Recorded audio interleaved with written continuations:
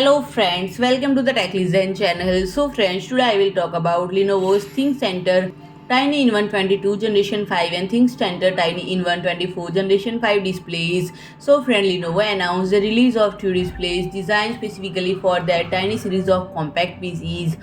And the displays are named ThinkCentre Tiny-in-One 22 Generation 5 and ThinkCentre Tiny-in-One 24 Generation 5, and these display enable an all-in-one setup by attaching them to back in the tiny series PCs, and the connection is cable free, simply requiring insertion from the side of the display, and both the PC and display can be powered by a single AC adapter. And additionally, the displays come equipped with HDMI and DisplayPort interface, making them compatible with devices other than the tiny series. And friend, it features 21.5-inch display with a full HD resolution of 920 x 1080 pixel. It utilizes an in-plane switching panel and boasts a slim design with narrow bezels on three sides, and the display includes built-in webcam, microphone and stereo speakers, and it offers a brightness of 250 cadmium per meter square, contrast ratio of 1000 Gem1 and a refresh rate of 60 Hz. And friend, if you like my video, please do like, share and comment, and don't forget to subscribe my channel and press the bell icon.